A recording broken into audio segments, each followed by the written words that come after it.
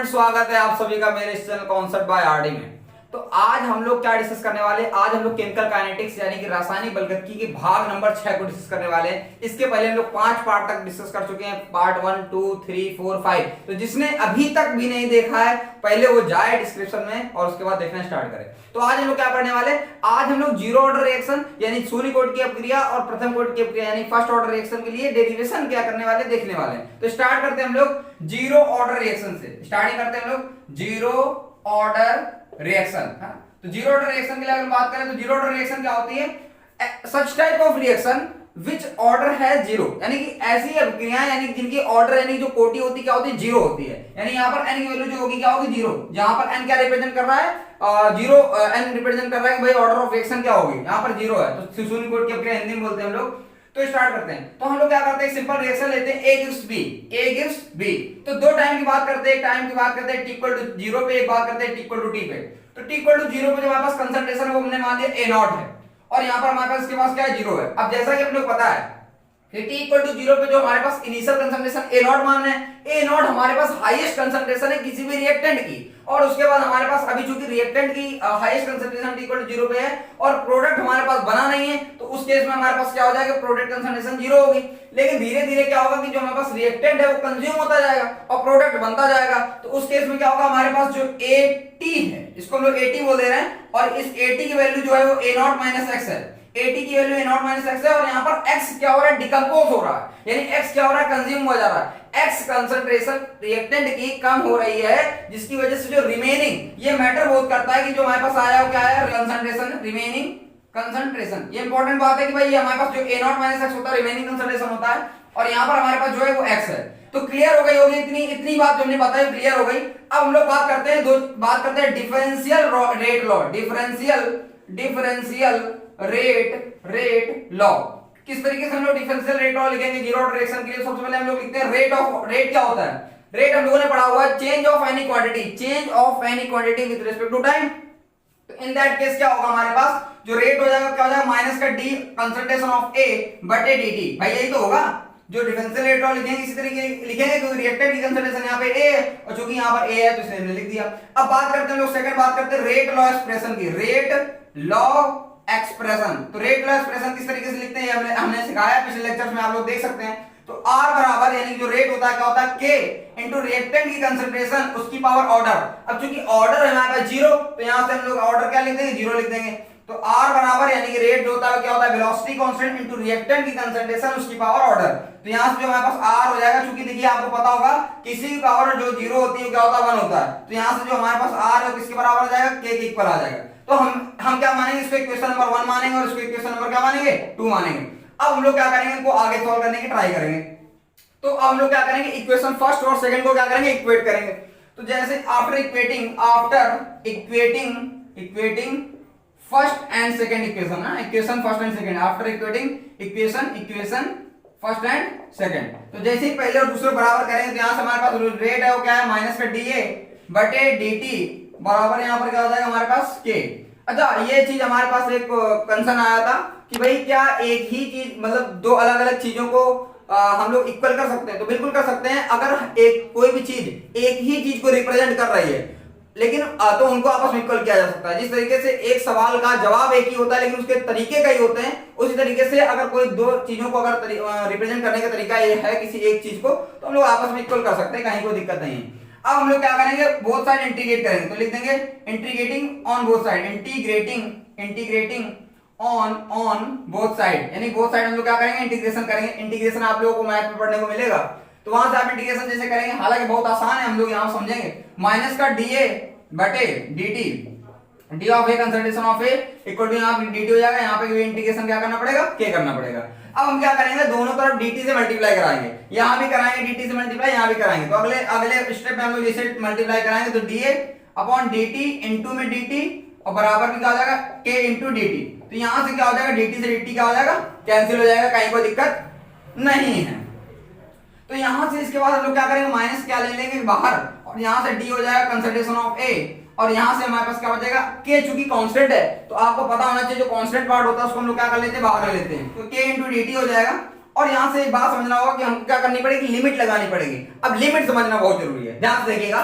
कि भाई यहाँ पर देखिए दो टाइम है, एक हमारे पास time t equal to zero, एक हमारे पास time t equal to t है।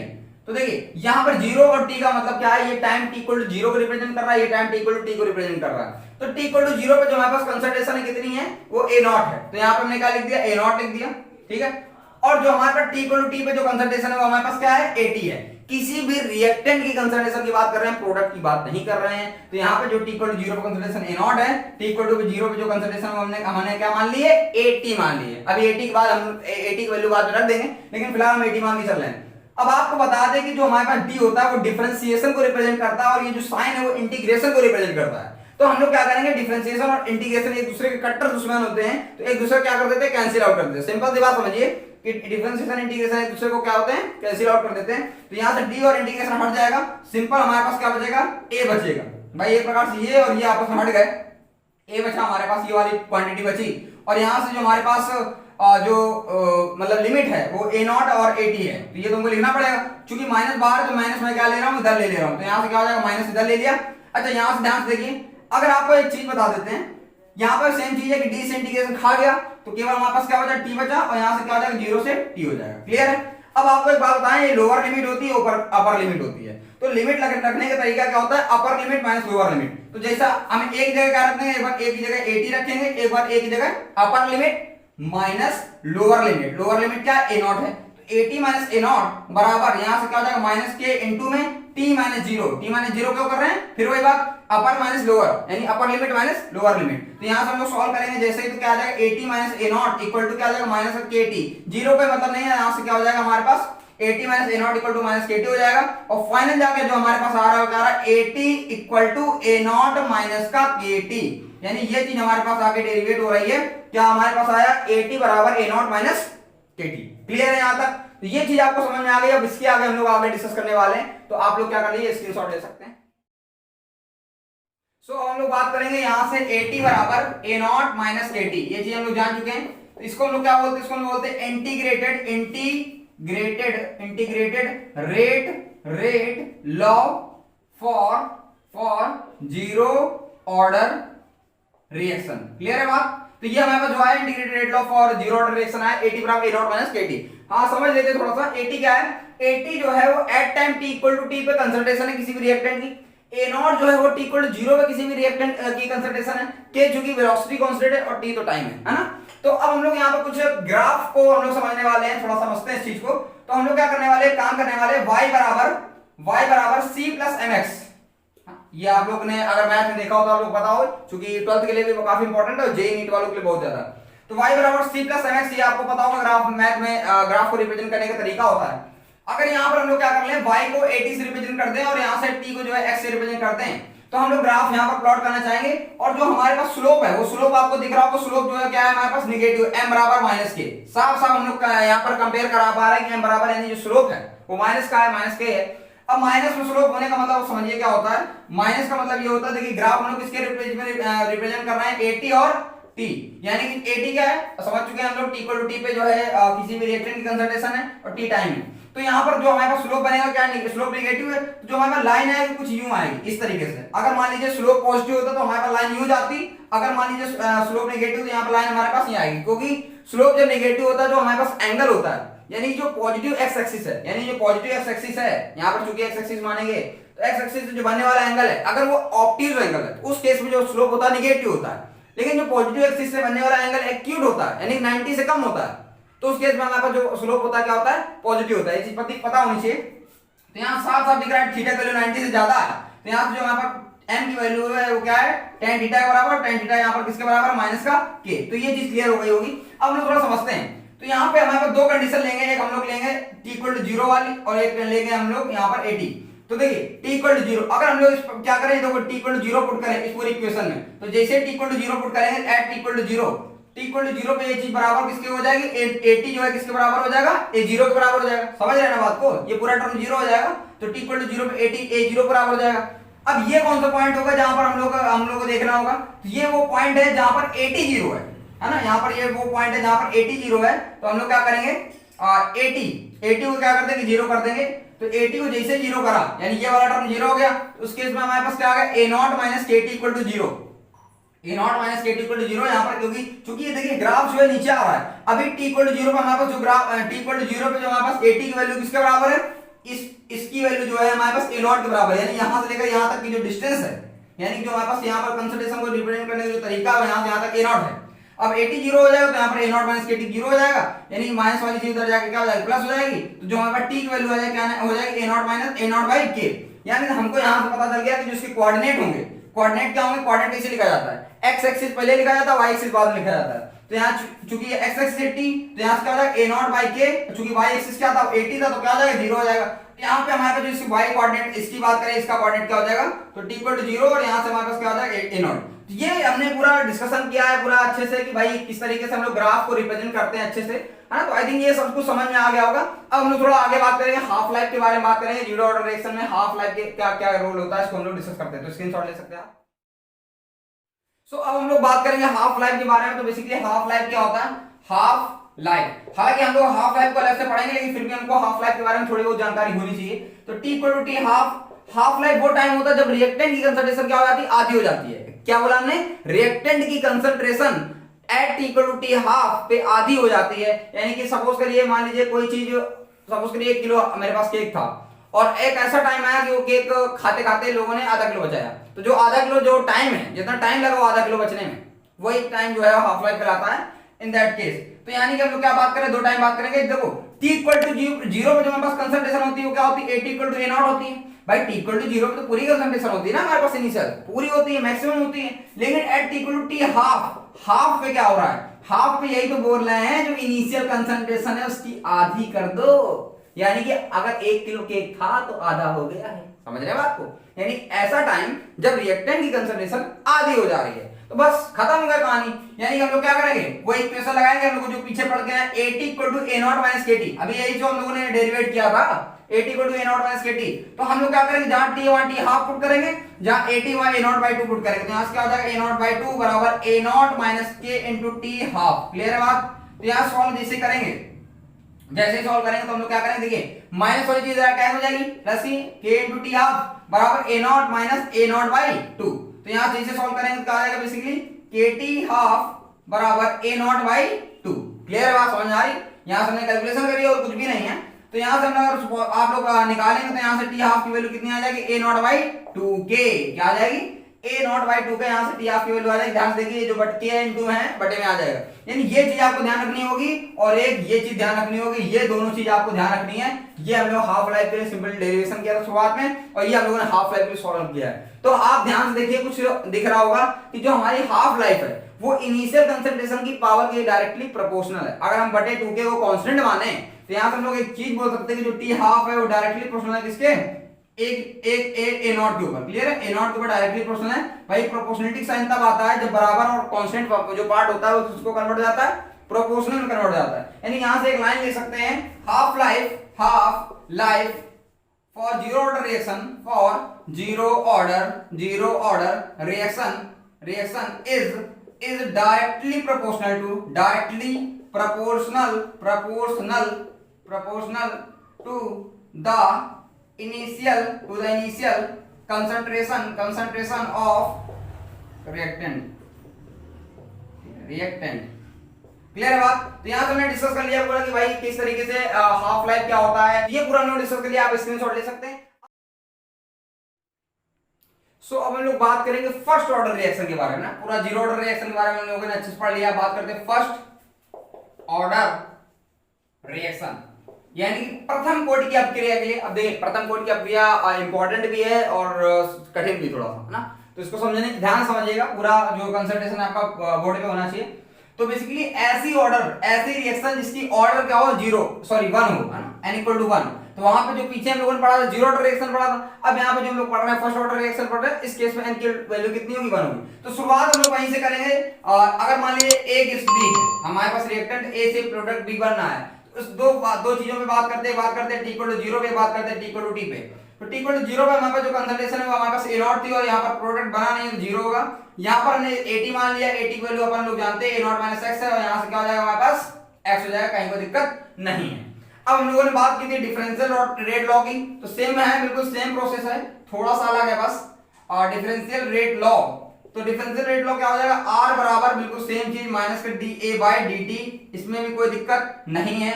अगले स्टेप में हम लोगों ने क्या किया था, अगले स्टेप में रेट लॉ एक्सप्रेशन लिखा था, रेट लॉ एक्सप्रेशन। तो रेट लॉ एक्सप्रेशन क्या लिखा था, ध्यान से देखिए, हम लोगों ने लिखा था, है ना, वो कट गया, कटा नहीं है बेसिकली, रेट लॉ एक्सप्रेशन है वो। तो यहां से आर बराबर हम लोगों ने लिखा था, आर बराबर रेट कांस्टेंट के और रिएक्टेंट की कंसंट्रेशन ए और उसकी पावर ऑर्डर, और ऑर्डर बात कर रहे हैं 1, तो यहां पे ऑर्डर कितना हो जाएगा, 1 हो जाएगा। अब हम लोग इसको इक्वेशन नंबर 1 मान लेंगे, इसको इक्वेशन नंबर क्या मान लेंगे, 2 मान लेंगे। अब हम लोग अगले स्टेप से लिखेंगे कि after equating first and second, तो जैसे इक्वेट करेंगे तो हम लोग क्या करेंगे, माइनस का डीए बाई dt को बराबर करेंगे, dt को बराबर करेंगे इसके k into concentration of a के। अब यहां से समझने वाली बातें हैं बहुत ज्यादा। सबसे पहले हम लोग क्या करेंगे, थोड़ा बहुत सब्स्टिट्यूशन करेंगे। सब्स्टिट्यूशन मतलब समझते हैं, इधर उधर करेंगे। देखिए a वाली पार्टी को a वाले पास लाएंगे और dt को उधर ले जाएंगे। तो हम क्या कर रहे हैं, डीए बाई a, है ना, डीए बाई a कर लिया हमने, यानी इस a को बटे में ले आए और ये जो माइनस उधर ले गए, क्लियर है, जो माइनस उधर ले गए इनटू में k, और ये k यहाँ पे ऑलरेडी था, dt यहाँ पे कर दिया। अब हम लोग क्या करेंगे, दोनों साइड इंटीग्रेशन करेंगे, यानी समाकलन करेंगे। तो बोथ साइड इंटीग्रेट करेंगे, यानी समाकलन करेंगे। अब यहाँ पर हमको लिमिट भी रखनी पड़ेगी, तो लिमिट रखते हैं, सेम लिमिट रहेगी यहाँ पर, t इक्वल टू 0 पे जो कंसंट्रेशन है वो कितनी a नॉट है, आप देख सकते हैं, t इक्वल टू 0 पे कंसंट्रेशन a नॉट है, और t इक्वल टू जो t पे कंसंट्रेशन है वो कितनी at है ना, t इक्वल टू t पे जो कंसंट्रेशन किसकी, at। बात हम लोग चूंकि रिएक्टेंट की करते हैं इसलिए रिएक्टेंट ही रखते हैं।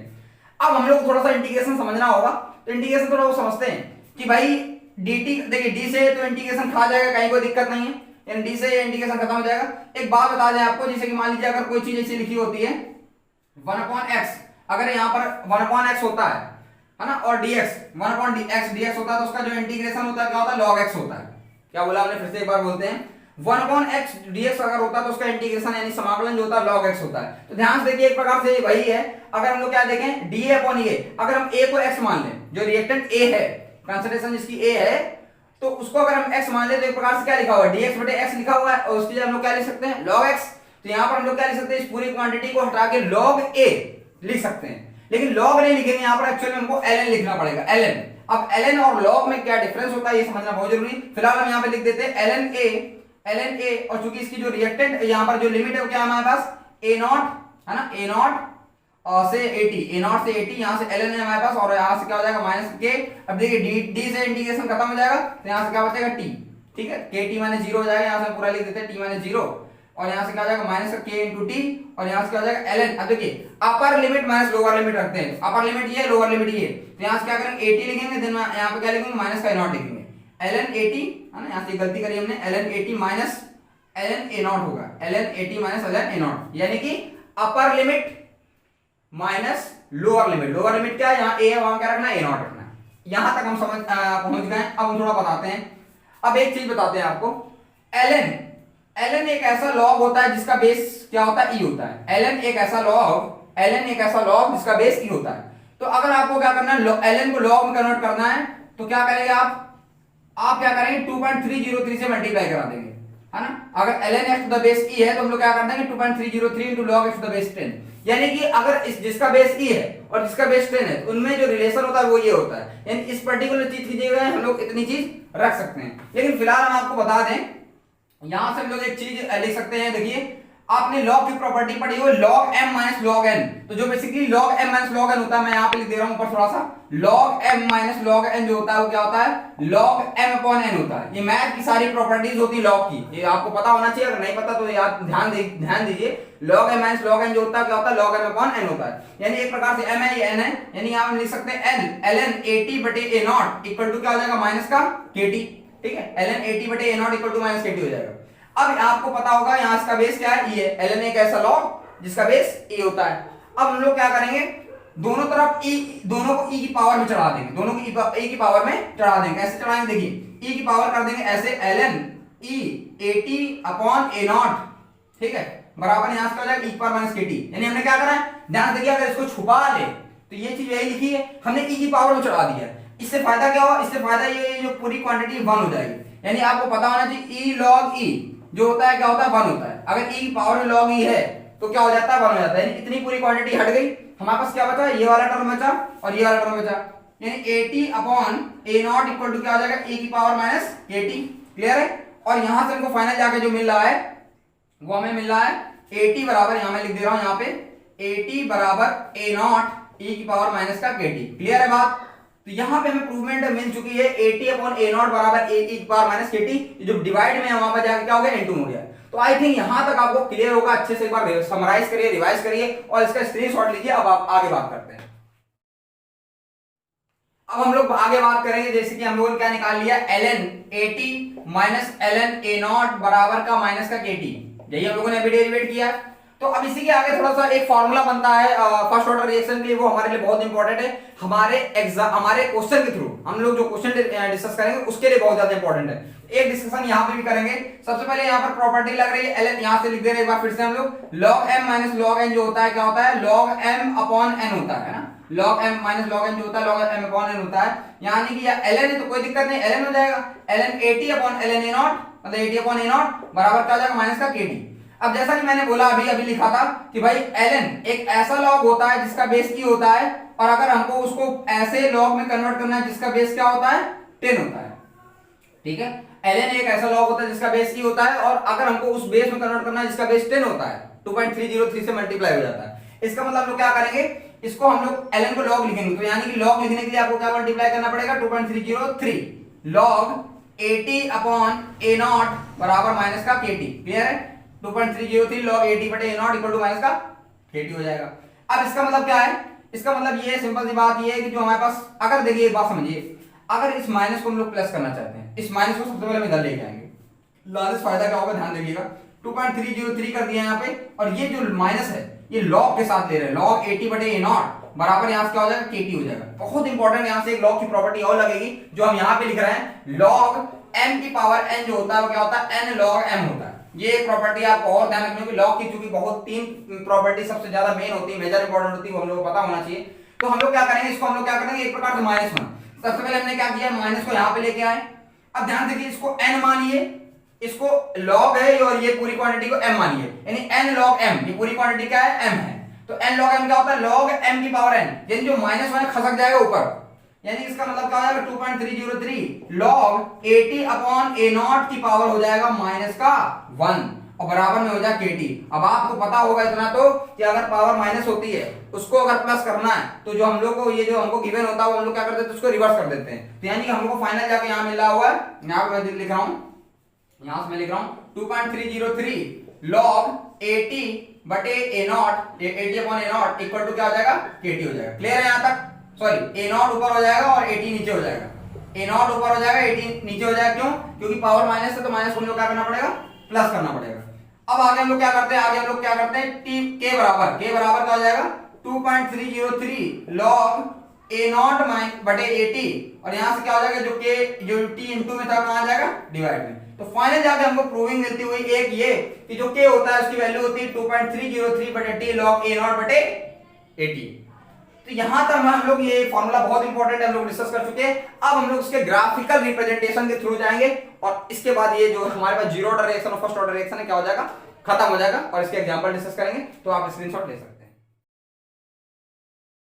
हम लोग तीनों को एक साथ लिखते हैं। सबसे पहले हम लोगों ने अभी तक क्या क्या जाना, तो सबसे पहले जाना कि जो ln at minus ln a naught equal to minus kt, सबसे पहले ये जाना। इसको हम लोग थोड़ा सा अच्छा लिख लेते हैं, सही से लिख लेते हैं, ln at, और ये जो माइनस वाली चीज उधर जाकर हो जाएगी, प्लस की हो जाएगी, तो ln a naught minus kt हो जाएगा। इससे हम लोग ग्राफ बनाने वाले हैं। तो पहली चीज तो ये हो गई, इसको ध्यान रखिएगा। सेकंड चीज हम लोगों ने डिस्कस करी थी अब इसके पीछे कि भैया जो ln होता है उसको हम लोग अगर log में कन्वर्ट करना चाहते हैं तो मल्टीप्लाई कराएं 2.303 से, और यहाँ से क्या हो जाएगा log at, और यहाँ से क्या हो जाएगा, यहाँ पे 2.303 हो जाएगा log a नॉट माइनस का k इंटू टी। क्लियर है? यहाँ तक बात समझ में आ रही है भाई? अगर ln को log में कन्वर्ट करना है तो उसको क्या कर देंगे लोग, अच्छा ln एक ऐसा log होता है जिसका बेस की होता है। अगर उस पर्टिकुलर ln को आप log ऐसे log में कन्वर्ट करना चाहते हैं जिसका बेस 10 हो तो 2.303 से आप मल्टीप्लाई करा सकते हैं। अब पूरी इक्वेशन को हम लोग 2.303 से क्या कर देंगे, डिवाइड कर देंगे। तो जैसे डिवाइड करेंगे तो देखिए 2.303 यहाँ भी, ठीक है, यहाँ भी और यहाँ भी 2.303, तो ये कैंसिल, ये कैंसिल। तो फाइनल जाकर हमारे पास क्या आ रहा है, log at equal to log a naught into base 10 है, यहाँ से क्या जाएगा माइनस का kt बटे में 2.303। तो एक यहाँ से हमारे पास ये आ गया है। क्लियर है?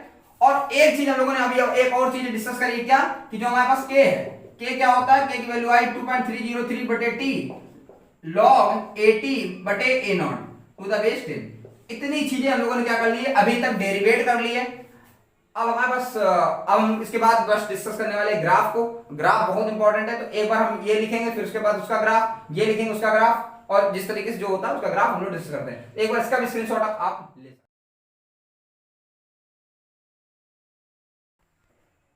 तो फाइनल हम लोग ग्राफ को समझते हैं, और हमने तीनों इक्वेशन एक बार फिर से लिख दिए, है ना। अब एक बार समझते हैं, ध्यान से देखिएगा। अगर इसको y माने, इसको c, इसको mx माने और इसको c माने, तो y बराबर mx प्लस c से कंपेयर कराएंगे। ध्यान से देखिएगा ग्राफ को। सो यहां से हम लोग इसके बीच में ग्राफ बना रहे हैं। ln 80 चूंकि y एक्सिस में होना चाहिए तो y एक्सिस में रखा है, क्योंकि x एक्सिस में t होना चाहिए t रख दिया है। c क्या है, c रिप्रेजेंट कर रहा है इंटरसेप्ट ऑन y एक्सिस, क्योंकि c की वैल्यू प्लस में है तो c की वैल्यू अगर प्लस में है तो इसका मतलब intercept on y axis, positive y axis, है ना। अगर c प्लस में है यानी जो intercept on y axis plus में है, इसका मतलब प्लस में कट करेगा। यानी यहां से कुछ ग्राफ इस तरीके से आएगा। चूंकि देखिए बात ये है कि इसका जो स्लोप है m की वैल्यू माइनस की है, तो माइनस का मतलब क्या होता है, स्लोप नेगेटिव होने का मतलब मैंने समझाया था कि जो हमारे पास लाइन आती है कुछ इस तरीके से डिक्रीजिंग लाइन आती है। क्लियर है। तो यहाँ पर जो स्लोप है m बराबर कितना है, यहाँ पर माइनस के, और m की वैल्यू किसके बराबर, tan थीटा के बराबर। तो tan थीटा कितना है, माइनस का k है। तो यहाँ से हमको समझ में आता है। अच्छा जो c इंटरसेप्ट है ln a नॉट है, तो यहाँ से क्या हो जाएगा, ln a नॉट। अच्छा यहाँ पे आपको समझिए t इक्वल टू 0 जैसे रखेंगे तो ये पूरी क्वांटिटी का 0 हो जाएगी, यानी ये 0 हो जाएगा। ln a t किसके बराबर आ जाएगा, ln a नॉट के, तो यहाँ से ln a नॉट हो जाएगा। लेकिन अगर हम लोग यहाँ पे क्या करें, ln a t की जगह 0 कर दें, यानी ये वाला टर्म पूरा 0 कर दें, यानी ये वाला अगर कोऑर्डिनेट निकालना चाहते हैं तो यहाँ से अब हम लोग क्या करेंगे, ln 80 को 0 कर देंगे। ln 80 को जिसे 0 करेंगे तो यहाँ से हमारे पास जो, चूंकि ये 0 हो जाएगा तो ये माइनस वाली चीज इधर आके प्लस हो जाएगी, तो kt बराबर ln a नॉट हो जाएगा। तो t बराबर क्या हो जाएगा, ln a not by k। Clear है बात भाई, सिंपल सी बात है ना। अगर इसको हम 0 करेंगे तो यहाँ से माइनस वाली चीज इधर आके प्लस हो जाएगी, kt हो जाएगा, और t की वैल्यू यहाँ से ln a not by k हो जाएगा। यानी इसके जो कोऑर्डिनेट आ जाएंगे क्या आ जाएंगे, ln a not by k, ln a not by k comma 0, और इसके कोऑर्डिनेट आ जाएंगे 0 कॉमा ln a नॉट। ये ग्राफ हम लोगों ने डिस्कस किया ln के लिए।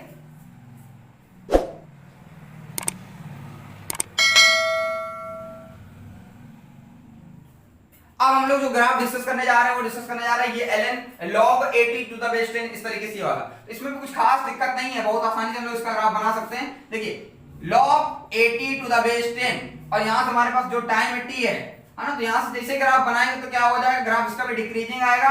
और यहां पे जो हमारे पास स्लोप देखिए कंपैरिजन करा रहे हैं आज फिर से y बराबर mx प्लस c से। बस ध्यान से देखिए जो m है, इस m पर्टिकुलर m की वैल्यू क्या है, ये पूरी है k बटे 2.303। इंपॉर्टेंट बात है, ये जो स्लोप है यहाँ पर पूरा स्लोप आ रहा है m बराबर, यानी m बराबर माइनस का k बटे 2.303, ये हमारा स्लोप है। अब यहाँ पे ध्यान से अगर जैसे t इक्वल टू 0 पुट करेंगे तो यहाँ से जो log a to the base 10 है, इसकी वैल्यू क्या आएगी, log यानी इस पर्टिकुलर वैल्यू, इसकी जो वैल्यू आएगी क्या आएगी, log a naught to the base 10। समझ रहे बात को, क्योंकि जैसे t इक्वल टू 0 पुट करेंगे तो ये पूरी क्वांटिटी यहाँ से 0 हो जाएगी, हट जाएगी, ये इसके इक्वल हो जाएगा। अब जैसे ही हम लोग क्या करेंगे, इस ln log 80 to the base 10 को 0 करेंगे, यानी इस वाली क्वांटिटी को 0 करेंगे, तो ये जब 0 करेंगे तो हमारे पास जो t की वैल्यू आएगी, यहाँ से मैं डायरेक्ट लिख रहा हूँ, आपको दिख रहा होगा, जैसे t निकालेंगे तो ये चीज जो बटे में इनटू चली जाएगी, तो t बराबर 2.303 log a 0 to the base 10, और बटे में क्या आ जाएगा, बटे में आ जाएगा हमारे पास k। समझ रहे बात को, अगर नहीं समझ आता यहाँ समझ लीजिए। यहाँ से क्या करेंगे, log a 0 to the base 10 को बराबर करेंगे हम लोग kt बटे 2.303 के।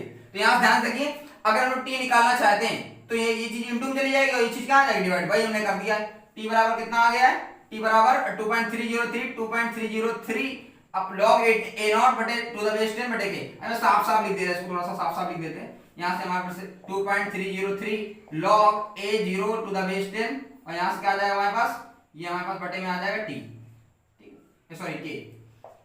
तो इस तरीके से हम लोगों ने क्या कर लिया, इस ग्राफ को भी क्या कर लिया, अच्छे से डिस्कस कर लिया है। अब हम लोग लास्ट हम लोग इस ग्राफ को डिस्कस कर लेते हैं बहुत आसानी से। तो इसका ग्राफ बहुत आसानी से हम लोग डिस्कस करेंगे। देखिए ध्यान से देखिए, अगर जैसे हम लोग t बराबर 0 पुट करें तो किसी की पावर 0 क्या होता है, 1 होता है। तो ग्राफ जो हम लोग डिस्कस कर रहे हैं किसके बीच में, at और t के बीच में। तो at और t के बीच में ग्राफ डिस्कस करेंगे तो जैसे t इक्वल टू 0 रखेंगे तो पूरी क्वांटिटी क्या होगी 1, तो जो at है वो किसके बराबर आ जाएगा, a नॉट के। यानी t इक्वल टू 0 पे जो हमारे पास जो ग्राफ स्टार्ट होगा कहां से होगा, a नॉट से। यानी ये वाला जो पॉइंट है, ये वाला जो पॉइंट आपको दिख रहा है a नॉट है, और यहां से जो ग्राफ होगा हमारे पास क्या होगा, डिक्रीजिंग होगा, यानी at t tend to infinity, यानी जब t इन्फिनिटी को टेंड करेगा उस केस में हमारे at की जो वैल्यू है लगभग क्या हो जाएगी, 0 हो जाएगी। तो ये ग्राफ है जो आपको 12th में भी काम आएंगे और जेई और नीट के पॉइंट ऑफ व्यू से बहुत ज्यादा इंपॉर्टेंट है। क्लियर है।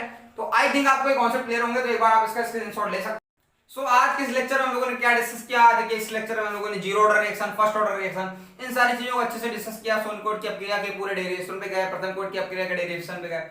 तो आपको करना क्या है? आपको अच्छे से पढ़ना है, मजे से पढ़ना है, कहीं कोई दिक्कत नहीं। अगर कोई चीज नहीं समझ में आती तो एक बार नहीं, दो बार नहीं, 3 बार देखिए, लगातार देखिए। अगर कोई फिर भी दिक्कत होती है तो कमेंट सेक्शन में, कमेंट सेक्शन आपके लिए ये है ना, तो उसको भी आप लोग क्या कर सकते हैं, आपका कोई अगर कोई राय है, अगर कोई चीज नहीं समझ में आ रही तो उसमें भी डालिए, ताकि हम देखें, समझें, तो उसके बाद आपका रिप्लाई करेंगे। तो अगर आपको ये वीडियो पसंद आई तो उसको लाइक करें, शेयर करें, सब्सक्राइब करें, और जिनको इसकी जरूरत है वहां तक पहुंचाएं।